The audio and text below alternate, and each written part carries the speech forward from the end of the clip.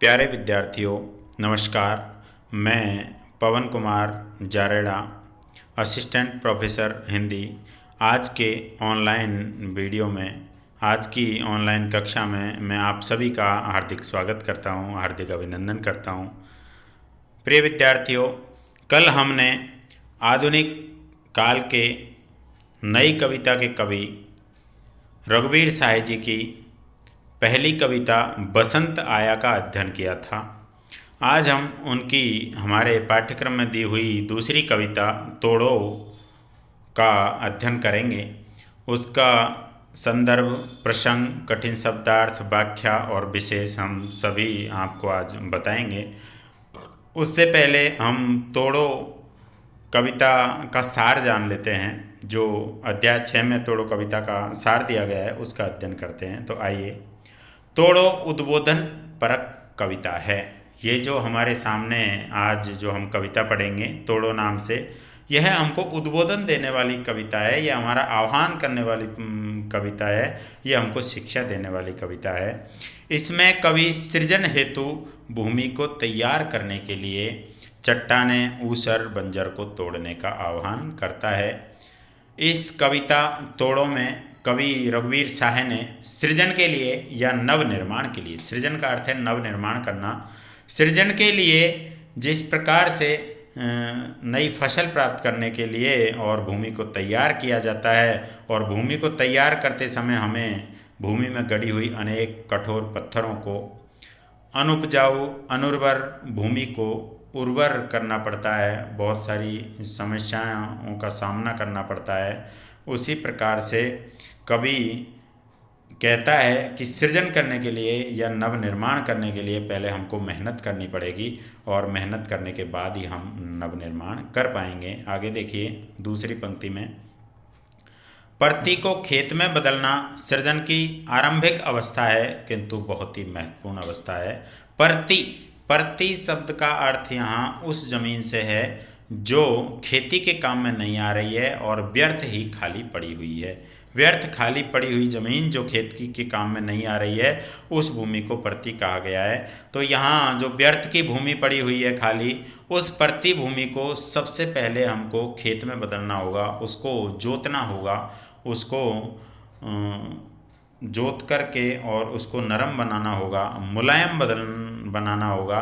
तो उस परती धरती को पहले हम मुलायम बनाएंगे। ये सबसे पहली आरंभिक अवस्था है, ये सबसे पहली आरंभिक काम है पहला, लेकिन ये बहुत ही महत्वपूर्ण काम है। इसको करने के बाद ही हम उसमें फसल पैदा कर पाएंगे। इसलिए कवि कहता है कि सबसे पहले हमको पहला काम करना चाहिए, आरंभिक अवस्था से गुजरना चाहिए। तीसरी पंक्ति में देखिए, यहाँ कवि विध्वंस के लिए नहीं उकसाता। यहाँ कवि रघुवीर साय जी हमें ये नहीं कहते कि आप विध्वंस करो, नष्ट कर दो, नष्ट करने की शिक्षा नहीं देते, बल्कि सृजन करने की प्रेरणा देते हैं, नया निर्माण करने की प्रेरणा देते हैं। रघुवीर साय जी विध्वंसकारी कवि नहीं हैं, हमें किसी चीज़ को नष्ट करने की शिक्षा यहाँ नहीं दे रहे हैं, जबकि नया निर्माण करने की शिक्षा हमें यहाँ पर दे रहे हैं। चौथी पंक्ति में देखिए, कविता का ऊपरी ढांचा सरल प्रतीत होता है। यहाँ पर जो हम कविता पढ़ेंगे तोड़ो, उसका ऊपरी अर्थ यदि हम लेंगे तो वो बहुत ही सरल अर्थ हमको मालूम होगा, परंतु प्रकृति से मन की तुलना की है इस कविता में। प्रकृति, खेत, चट्टान आदि हमको बताई गई है। तो प्रकृति के माध्यम से मानव के मन में जो सूखा है, मानव के मन में जो अनुर्वरता है, मानव के मन में जो अनेक प्रकार के दोष है, उनकी तरफ इशारा किया है। इसके दो अर्थ है, एक प्रकृति से संबंधित अर्थ और दूसरा हमारे मानव मन से संबंधित अर्थ। तो प्रकृति की मन से तुलना की गई है, और उसको तुलना करते हुए और इस कविता को एक नया ही रूप दे दिया है, एक नया ही आयाम दे दिया है। इस कविता को एक नए धरातल पर ला करके और रघुवीर साय जी खड़ा कर देते हैं। पांचवी पंक्ति में देखिए, यह बंजर प्रकृति में है तो मानव मन में भी है। ये अनुर्वरता प्रकृति में पाई जाती है। हम चारों तरफ देखते हैं, कहीं चरागाह है, कहीं परती भूमि व्यर्थ में ही पड़ी हुई है। तो यह अनुर्वरता बाहर प्रकृति में भी है, और यह अनुर्वरता मानव मन के अंदर भी है। उस मानव मन के अंदर की जो अनुर्वरता है, जो गलत ख्याल है, जो हमारे अंदर दोष है, उन्हीं को नष्ट करने के लिए प्रकृति के माध्यम से, प्रकृति एक प्रतीक हो गई, उन प्रतीकों के माध्यम से मानव मन को शुद्ध करने की बात रघुवीर साय जी कहते हैं यहाँ पर। छठी पंक्ति में कवि मन में व्याप्त ऊब और खींच को तोड़ने की बात करता है। हमारे मन में ऊब व्याप्त रहती है, हमारे मन में खींच व्याप्त रहती है। खींच का अर्थ है व्याकुलता, खींच का यहाँ पर अर्थ होगा व्याकुलता, जबकि ऊब का अर्थ होगा मन की बेचैनी। ऊब शब्द का अर्थ है मन की बेचैनी और खींच शब्द का अर्थ है व्याकुलता।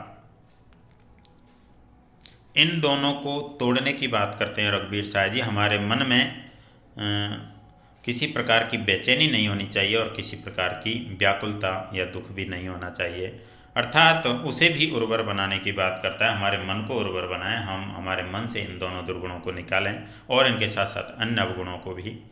मन के भीतर की ऊब सृजन में बाधक होती है। हमारे मन के अंदर जो इस प्रकार के दोष होते हैं, मन की बेचैनी, व्याकुलता, मन की ऊब और खींच जो होती है, वो हमें कविता का सृजन नहीं करने देती, वो हमारे भावों को अवरुद्ध कर देती है, वो हमारे भावों में बाधक बन जाती है, बाधा डाल देती है और उस बाधा के कारण फिर हम अच्छा साहित्य नहीं रच पाते, हम अच्छे विचारों को बाहर नहीं निकाल पाते हैं। कवि सृजन का आकांक्षी है, इसलिए उसको भी दूर करने की बात करता है। कवि रघुवीर साय जी सृजन की इच्छा रखने वाले हैं, नव निर्माण की इच्छा। आकांक्षी का मतलब है इच्छा रखना, तो नव निर्माण की इच्छा रखते हैं रघुवीर साय जी।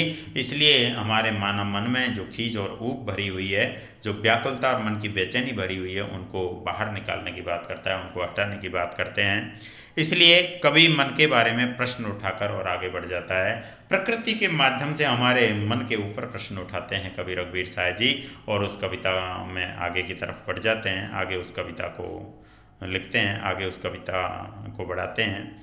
इससे कविता का अर्थ विस्तार होता है। ये दो अर्थ जो इस कविता के हैं, इनसे कविता का भावार्थ बहुत अधिक बढ़ जाता है, एक प्रकृति के संबंध में, दूसरे मानव मन के संबंध में। तो आइए प्यारे विद्यार्थियों, ये हमने तोड़ो कविता जो थी उसका सार प्राप्त किया। ये सार हमें प्रसंग में भी काम आएगा जब हम प्रसंग लिखेंगे। अब हम तोड़ो जो मूल कविता है उसका अध्ययन करते हैं। तो देखिए आपके सामने तोड़ो कविता प्रदर्शित हो रही है।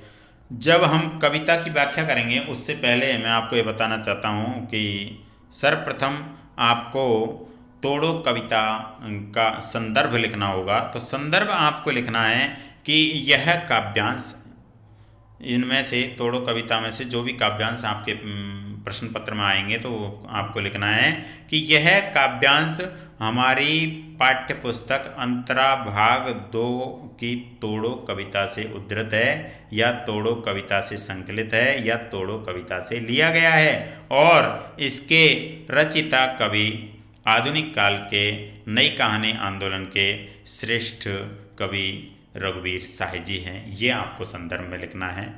इसके बाद आप प्रसंग लिखोगे तो प्रसंग में हमको ये लिखना है कि यहाँ पर आधुनिक कविता के, नई कविता के कवि रघुवीर साय जी यहाँ पर प्रकृति और मानव मन दोनों की तरफ इशारा करते हुए कहते हैं कि जिस प्रकार से प्रकृति में नया सृजन हमको यदि करना है, यदि हमें खेतों से नई फसल प्राप्त करनी है, अच्छी पैदावार प्राप्त करनी है, तो हमें खेतों को तैयार करना होगा। सबसे पहले हम खेतों में मेहनत करके और उसको उर्वर बनाना होगा, तब जाकर के हम खेतों से अच्छी पैदावार प्राप्त कर सकते हैं। उसी प्रकार से दूसरा इसका अर्थ ये लिया जा सकता है कि मानव मन के अंदर जो खीज और ऊब की भावनाएं भरी हुई है, जो निराशा की भावनाएं भरी हुई है, मानव मन के अंदर ऊब, मन की बेचैनी, ऊब का अर्थ है मन की बेचैनी और खींच का अर्थ है व्याकुलता। तो ये व्याकुलता और मन की बेचैनी के जो भाव इंसान के अंदर भरे हुए हैं, निराशा के जो भाव इंसान के अंदर भरे हुए हैं, इनसे मनुष्य के हृदय में अच्छे विचार उत्पन्न नहीं हो पाते, शुभ विचार जन्म नहीं ले पाते, अच्छे भाव नहीं आ पाते, और जब अच्छे भाव नहीं आ पाते तो वह जन कल्याण के लिए कविता की रचना नहीं कर सकता, वो काव्य की रचना नहीं कर पाता है। इसलिए हम मानव मन से हमको ऊब, खीज और निराशा को बाहर फेंक करके और आशा, उत्साह और कर्मण्यता का संचार करना होगा। यही इस कविता में कवि रघुवीर साय जी कहना चाहते हैं। ये आप प्रसंग लिख दोगे। इसके बाद तीसरे बिंदु पर आते हैं कठिन शब्दार्थ। तो देखिए प्यारे बच्चों, इसमें कुछ कठिन शब्दार्थ है वो मैं आपको बता देता हूँ। तोड़ो कविता में देखिए, तोड़ो कविता की दूसरी पंक्ति में चट्टाने शब्द आया है। चट्टाने, चट्टाने कहते हैं कठोर पत्थर, ऐसा पत्थर जो तोड़ने में बहुत कठिन हो, जिसको कठिनता से तोड़ा जा सके, जिसमें बहुत मेहनत लगे, तो चट्टाने कठोर पत्थर। चट्टान का अर्थ होगा कठोर पत्थर। यहाँ तीसरी पंक्ति में बंधन शब्द आया है। बंधन का मतलब है बाधा या रुकावट। बंधन आप लिखोगे, उसके बाद उसका अर्थ लिखोगे बाधा या रुकावट। इसी प्रकार से आगे यदि हम कठिन शब्दार्थ लें तो दूब, पांचवी पंक्ति में दूब शब्द आई है। दूब ग्रामीण भाषा का शब्द है, ग्रामीण भाषा में दूब कहा जाता है, उसका हिंदी में अर्थ होगा हरी भरी घास। दूब का अर्थ होगा हरी घास या हरी भरी घास। इसके अलावा छठी पंक्ति में व्यापी शब्द आया है। व्यापी का मतलब फैला हुआ या जिसका प्रसार हो, तो व्यापी का मतलब फैली हुई या प्रसारित, व्यापी का यह अर्थ लिख देंगे हम। इसके बाद ऊषर बंजर, दूसरे पद्यांश की दूसरी पंक्ति में ऊसर और बंजर शब्द आए। दोनों का ही अर्थ अनुर्वर अनुपजाऊ है। ऊसर और बंजर दोनों का ही अर्थ अनुपजाऊ अनुर्वर होता है, अनुपजाऊ या अनुर्वर। ऊसर बंजर लिखने के बाद हम चरती, अगली पंक्ति दूसरे पद्यांश की तीसरी पंक्ति में चरती शब्द आया है। इसका अर्थ आप जरूर लिखना। चरती का अर्थ है चरागाह, अर्थात वह भूमि जो पशुओं को चरने के लिए खाली छोड़ दी जाती है और उसमें हरी घास उग जाती है, उसको पशु चरते हैं। तो चरती भूमि का मतलब है चरागाह, अर्थात पशुओं के चरने के लिए छोड़ा गया स्थान, पशुओं को घास खाने के लिए जो रिक्त स्थान छोड़ा जाता है उसको चरागाह कहते हैं, चरती कहते हैं। इसी के बाद इसी पंक्ति में परती शब्द भी आया है। परती का भी आपको अर्थ लिखना है। वह खाली भूमि जिस पर खेती नहीं की जा रही है और व्यर्थ में पड़ी हुई है, उसको हम परती भूमि बोलेंगे। वह भूमि जो खाली है, जिसमें खेती नहीं की जा रही है और व्यर्थ पड़ी हुई है, उसको परती बोलेंगे हम। इसके अलावा दूसरे पद्यांश की पांचवी पंक्ति में पोसेगी शब्द आया है। पोसेगी तो पालन पोषण करना। पोसेगी शब्द का मतलब है पोषण करना या पालन पोषण करना। और इसी प्रकार दूसरी पंक्ति की छठी पंक्ति में खीज शब्द आया है। खीज शब्द का अर्थ होगा व्याकुलता। ऊब शब्द का अर्थ होगा, ऊब भी आया है इस कविता में एक जगह। ऊब शब्द का अर्थ होगा मन की बेचैनी और खीज शब्द का अर्थ होगा व्याकुलता या दुख।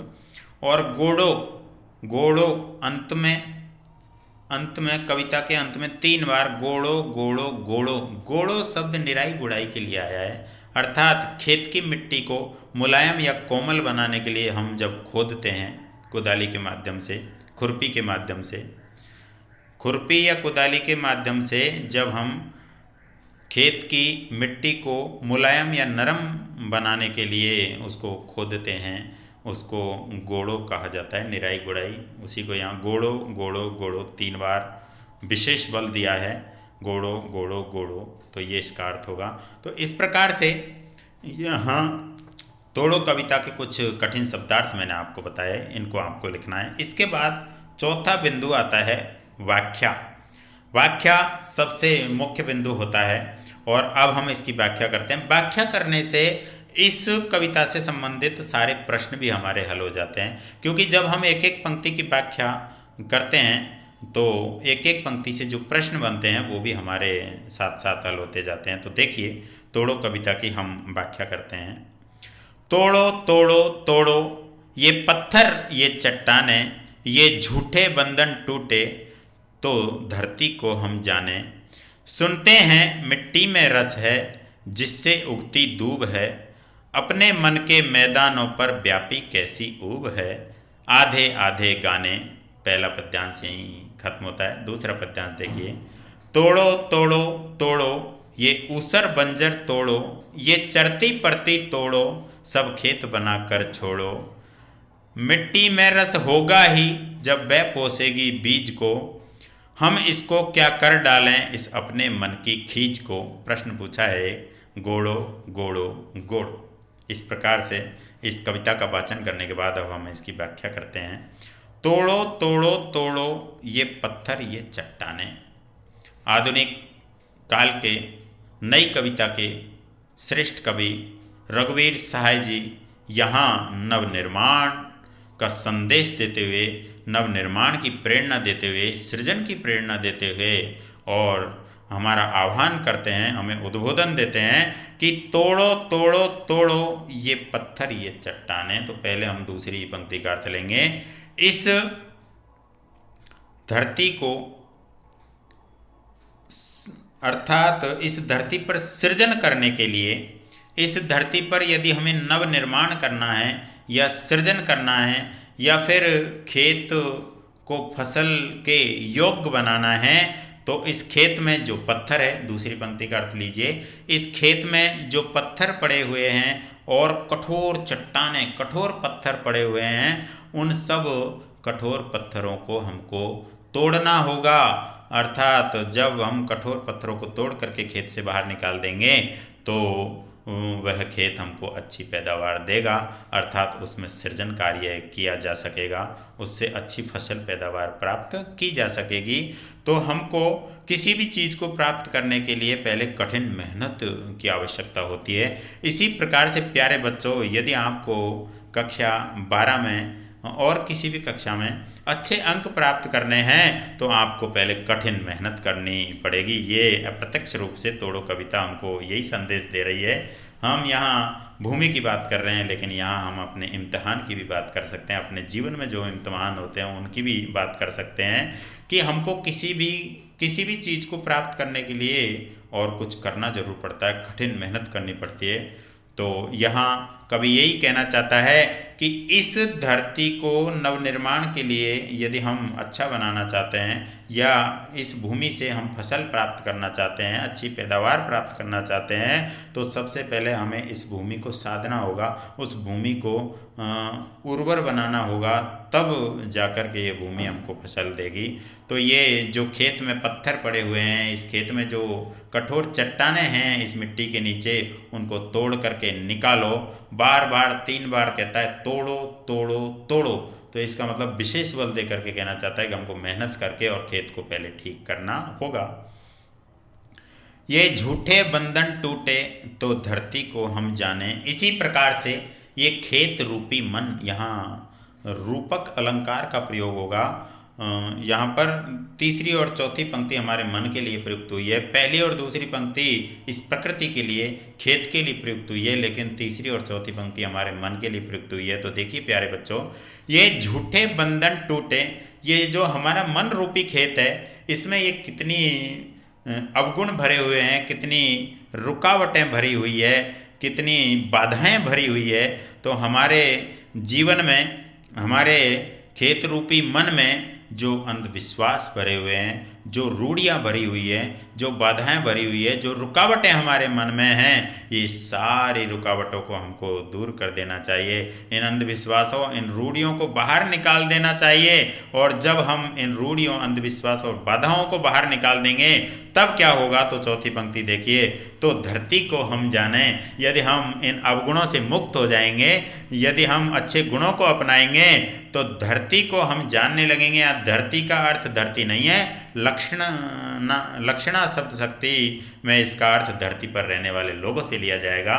तो प्यारे विद्यार्थियों, धरती का अर्थ धरती पर रहने वाले लोगों से है। यदि हम अपने मन रूपी खेत से इन रूढ़ियों को, इन आडंबरों को, इन अंधविश्वासों को, इन बाधाओं को हटा देंगे, तो इस धरती पर रहने वाले सभी मनुष्यों को हम जान पाएंगे।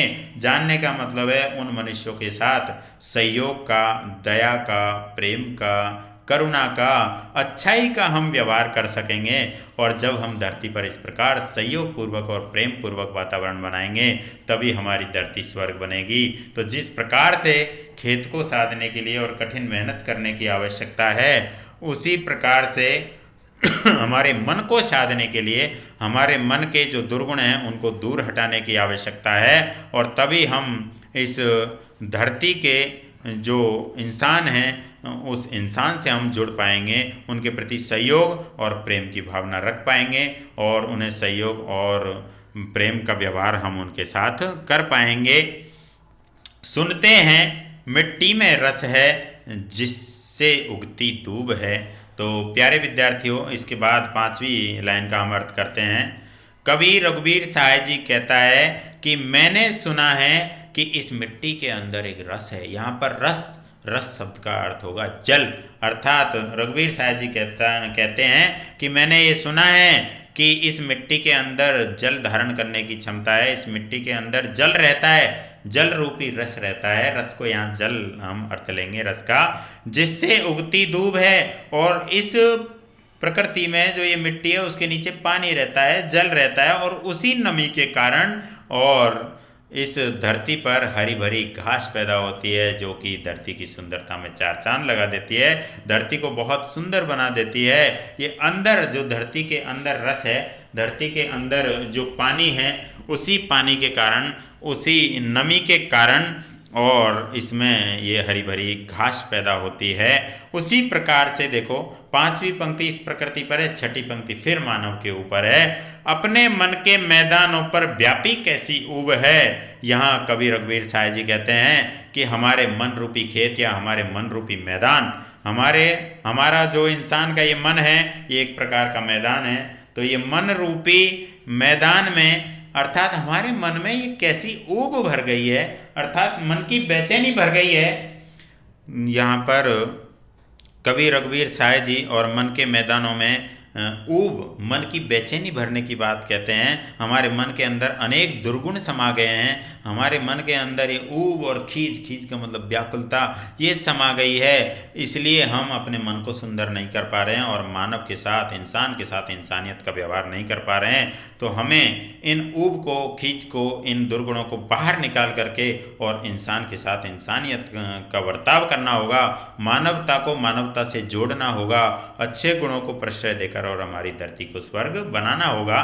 तो 5वीं और 6ठी लाइन हमको ये संदेश देती है कि जिस प्रकार से और प्रकृति में जल होता है और उस जल के कारण प्रकृति पर जो हरी भरी घास उगती है उससे प्रकृति बहुत ही सुंदर लगती है, उसी प्रकार से हमारे मन रूपी इन मैदानों में, हमारे मन रूपी इन खेतों में, खेत रूपी मन में, और ये जो ऊब और खीज और दुर्गुण जो भरे हुए हैं, ये भाव यदि दूर हो जाएंगे तो इन भावों को दूर करके और हम मानवता का कल्याण कर सकते हैं, मानवता को अच्छी प्रकार से हम समझ सकते हैं और एक इंसानियत के नाते से इंसान को इंसान से जोड़ सकते हैं। आधे आधे गाने और हमारे मन के अंदर ये जो दुर्गुण भरे हुए हैं, इसी के कारण हम अपने मन की जो भाव है उनको पूरी तरह व्यक्त नहीं कर पा रहे हैं और हम मन के आधे आधे विचारों को ही व्यक्त कर पाते हैं, आधे आधे गानों को ही हम व्यक्त कर पाते हैं।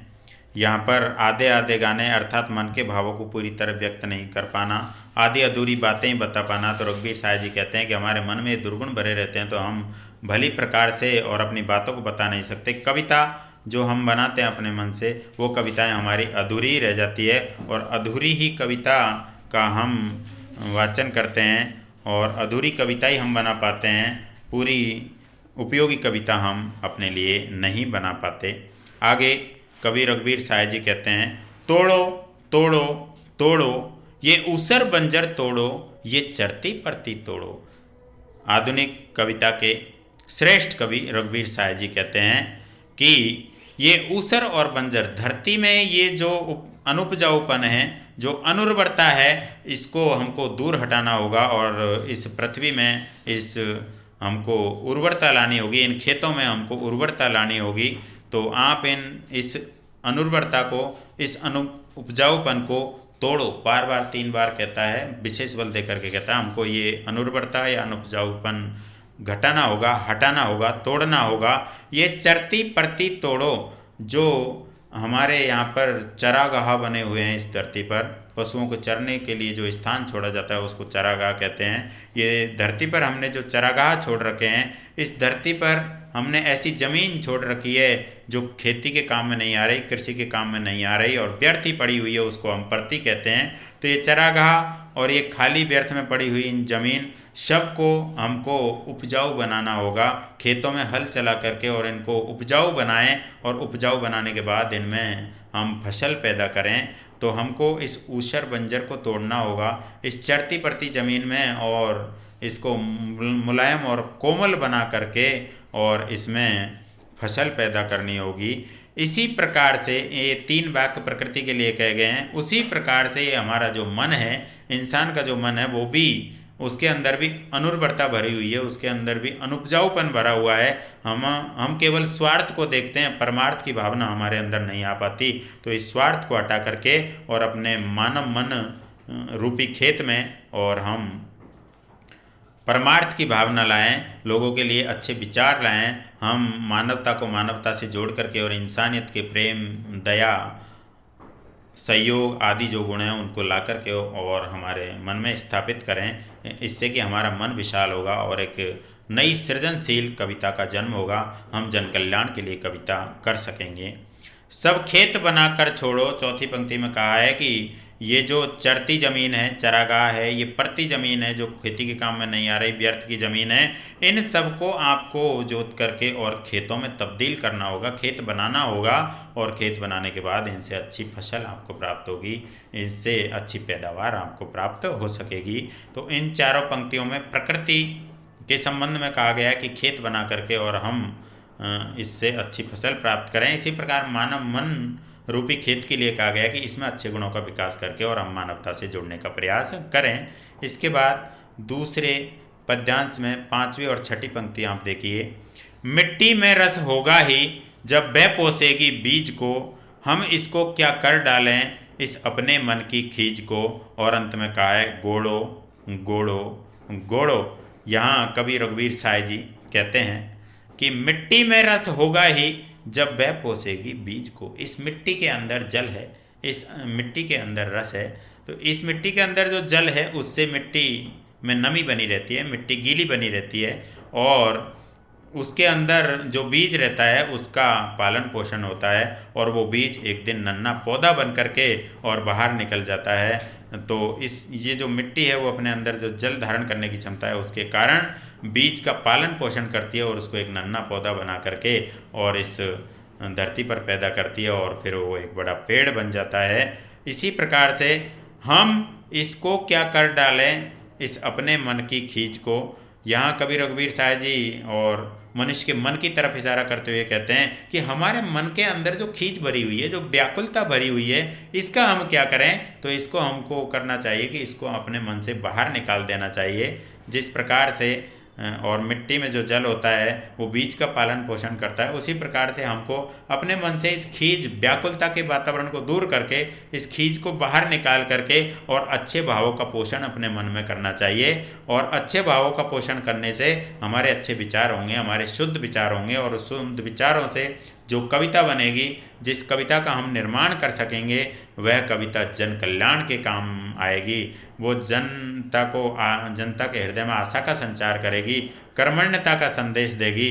तो इस प्रकार से यह धरती बीज को पोषती है, उसी प्रकार से हमें अपने हृदय में अच्छे विचारों का पोषण करना चाहिए, अच्छे विचारों को बाहर निकाल करके और इस धरती को स्वर्ग जैसी बनाने में अपना योगदान देना चाहिए। और अंत में कहते हैं कवि रघुवीर साय जी, गोड़ो गोड़ो गोड़ो। इस धरती को उपजाऊ बनाने के लिए यदि आपको कितने भी प्रयत्न करने पड़े तो आप उतनी ही बार कोशिश कीजिए, और बार बार इस धरती को मुलायम और नरम बनाने के लिए बार बार उसकी निराई गुड़ाई करो।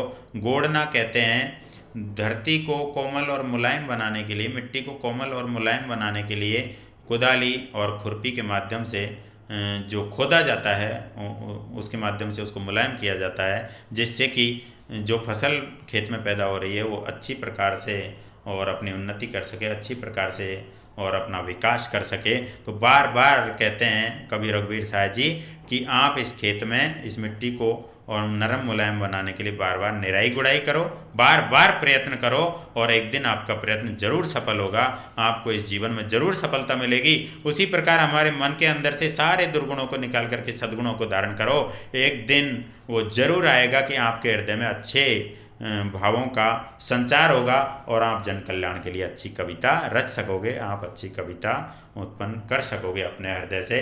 तो प्रकृति के माध्यम से, और यहाँ कवि रघुवीर सहाय ने हमको अपने मन, हमारे खेत रूपी जो हमारा मन है उसको भी विकसित करने का और संदेश दिया है।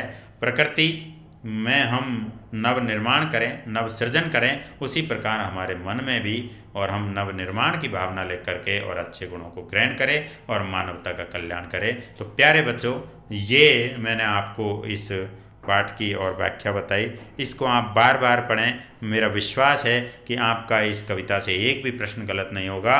बार बार हर लाइन से आप प्रश्न बना सकते हैं। मैंने जो इसकी व्याख्या बताई है इसको आप अच्छी तरीके से सुने, आपको सफलता जरूर प्राप्त होगी। अब हम इसके विशेष की बात कर लेते हैं। 5वां बिंदु विशेष आता है। तो देखिए, यहाँ पर हम जब विशेष लिखेंगे तो कहेंगे भाषा बहुत ही सरल है, सहज है, प्रभावमयी है और बोधगम्य। बोधगम्य का मतलब है समझ में आने वाली। तो भाषा सहज, सरल, बोधगम्य और प्रभावशाली है, पहला पॉइंट हो गया। दूसरे बिंदु में हम लिखेंगे कि इस कविता में तत्सम शब्दों का अधिक प्रयोग किया गया है और खड़ी बोली हिंदी इसकी भाषा है। यह कविता खड़ी बोली हिंदी में लिखी गई है और इसमें खड़ी बोली हिंदी में यह कविता लिखी गई है और इसमें तत्सम शब्दों का अधिक प्रयोग किया गया है। यहाँ प्रतीक का भी प्रयोग हुआ है। खेत मानव मन का प्रतीक है। यहाँ प्रकृति में जो खेत बताया गया है वो हमारे मानव मन का प्रतीक है। तो इस कविता में हमको प्रतीकात्मकता भी मिलती है। इस कविता में, यह कविता एक उद्बोधन परक कविता है। यह कविता हमारे मन से ऊब, खीज और निराशा के भाव को त्याग करके और उसके स्थान पर आशा, उत्साह और कर्मण्यता का संदेश हमको ये कविता देनी चाहती है। तो इसमें आप लिखोगे चौथे बिंदु में कि यह कविता हमें ऊब, खीज और निराशा को त्याग करके आशा, कर्मण्यता और उत्साह का संदेश देना चाहती है। 5वां विशेष आप लिख सकते हो कि यह छंद मुक्त कविता है। यह छंद युक्त कविता नहीं है, यह छंद मुक्त कविता है, लेकिन फिर भी इसमें एक अजीब तुकबंदी हमको देखने को मिलेगी जो मैं आपको अभी बताऊंगा। तो यह छंद मुक्त कविता है, रघुवीर सहाय जी की छंद मुक्त कविता है। और अंत में हम अलंकारों पर विचार करते हैं प्यारे मित्रों। तो देखिए, अलंकार, इसमें कई प्रकार के अलंकार प्रयुक्त हुए हैं। पहली पंक्ति में आप देखिए, तोड़ो तोड़ो तोड़ो, यहाँ पर 2 प्रकार के अलंकार है। पहली पंक्ति है, अलंकार 2 प्रकार के हैं। देखो, तोड़ो तोड़ो तोड़ो शब्द एक ही है लेकिन 3 बार प्रयुक्त हुआ है। जहाँ पर कोई शब्द 2 या 2 से अधिक बार प्रयुक्त हो और अर्थ हमेशा एक ही रहे, तोड़ो का मतलब है तोड़ना, तो वहाँ पर पुनरुक्ति प्रकाश अलंकार होता है। तो प्यारे विद्यार्थियों, पहली पंक्ति में तोड़ो तोड़ो तोड़ो शब्द की 3 बार आवृत्ति हुई है, इसलिए यहाँ पर पुनरुक्ति प्रकाश अलंकार का प्रयोग हुआ है। आप लिख सकते हो कि प्रथम पंक्ति में पुनरुक्ति प्रकाश अलंकार का प्रयोग है। इसी में दूसरा अलंकार भी है। पहली पंक्ति में तोड़ो शब्द में पहला शब्द तो है, दूसरे तोड़ों में भी तो है, तीसरे तोड़ों में भी तो है। तो 3 बार तो तय वर्ण की आवृत्ति 3 बार हो रही है। तो यहाँ वृत्त्यनुप्रास अलंकार है। जहाँ पर 2 या 2 से अधिक बार किसी वर्ण की आवृत्ति हो वहाँ वृत्त्यनुप्रास अलंकार होता है। अनुप्रास के जो 5 भेद है उनमें से वृत्त्यनुप्रास भी यहाँ पर है पहली पंक्ति में। तो पहली पंक्ति में पुनरुक्ति प्रकाश और वृत्त्यनुप्रास 2 प्रकार के अलंकार है। इसके बाद फिर आप चलिए आगे, इसमें हम और अलंकार देखते हैं। देखिए, जो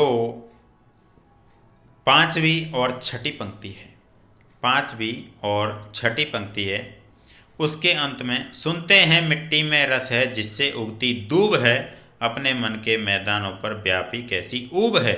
दूब है और ऊब है, इन दोनों में तुकबंदी हो रही है, इसलिए इस तुकबंदी के कारण यहाँ अंत्यानुप्रास अलंकार है। दूब है, ऊब है, यहाँ तुकबंदी है, इसलिए यहाँ पर अंत्यानुप्रास अलंकार होगा। इसके बाद आप पहले पद्यांश की अंतिम पंक्ति देखिए, 6ठी पंक्ति देखिए, आधे आधे गाने। यहाँ आधे आधे शब्द 2 बार प्रयुक्त हुआ है और आधे का अर्थ है किसी भी चीज़ का आधा भाग। तो यहाँ आधे आधे शब्द 2 बार प्रयुक्त हुआ है, अर्थ एक ही है, तो पुनरुक्ति प्रकाश अलंकार वापस है। आधे आधे में पुनरुक्ति प्रकाश अलंकार है, और आधे आधे में दूसरा अलंकार है छेकानुप्रास। दोनों में आगे आ वर्ण की आवृत्ति हो रही है। आधे आधे में पहले आ वर्ण है, इसलिए यहाँ छेकानुप्रास अलंकार है। तो यहाँ पर पुनरुक्ति प्रकाश और छेकानुप्रास दोनों अलंकारों का सौंदर्य द्रष्टव्य है पहले पद्यांश की अंतिम पंक्ति में। इसी प्रकार दूसरे पद्यांश की पहली पंक्ति देखिए आप, तोड़ो तोड़ो तोड़ो, तोड़ो शब्द 3 बार प्रयुक्त हुआ है, पुनरुक्ति प्रकाश अलंकार है।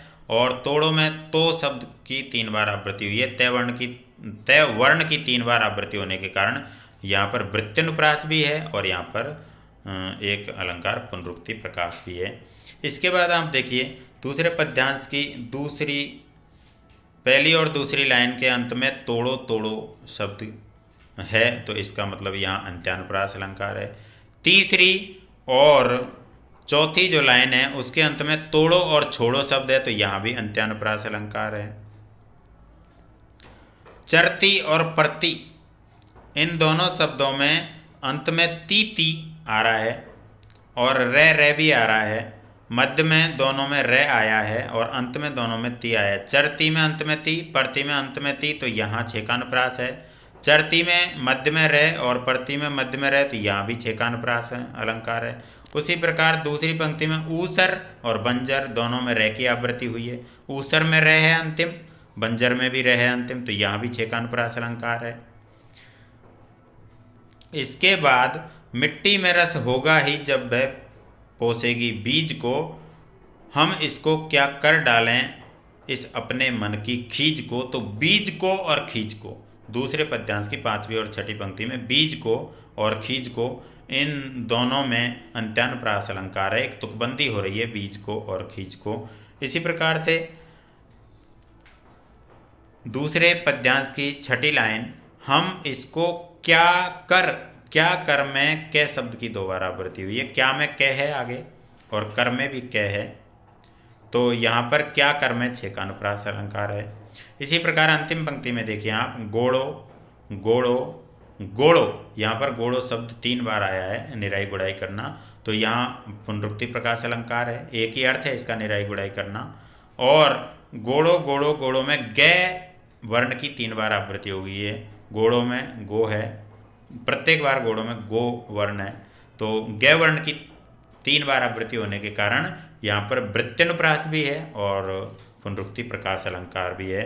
और सबसे मुख्य जो अलंकार है वो देखिए, खेत रूपी मन, इंसान का जो मन रूपी खेत है, मन को खेत के समान बताया गया है। मन और खेत को आपस में एक दूसरे का रूपक बताया गया है, तो यहाँ तोड़ो कविता में रूपक अलंकार का भी प्रयोग हुआ है। तोड़ो कविता की जो प्रथम पद्यांश की 3री पंक्ति है, यहाँ हम इसका अर्थ लेंगे खेत रूपी मन, जो हमारा इंसान का खेत रूपी जो मन है, उस मन को खेत को मन बताया गया है, मन को खेत के समान बताया गया है, तो यहाँ खेत रूपी मन रूपक अलंकार है। खेत नहीं, वह मन ही है, तो इस प्रकार से यहाँ रूपक अलंकार का प्रयोग है। तो प्यारे बच्चों, आज हमने यह कविता आपको सप्रसंग व्याख्या करके और तोड़ो कविता बताई है। मैंने जो प्रयास किया है, यदि वो प्रयास आपको अच्छा लगे तो आप लाइक और सब्सक्राइब इस वीडियो को ज़रूर करें। अब हम किसी नए प्रकरण के साथ और अगली वीडियो में मिलेंगे।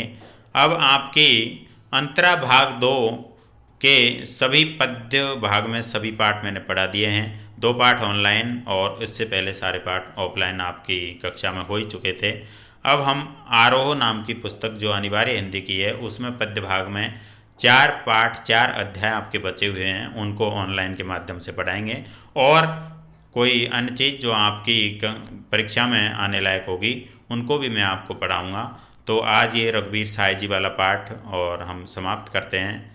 तो अब हम मिलते हैं किसी नए वीडियो में। प्यारे बच्चों, शुभ रात्रि।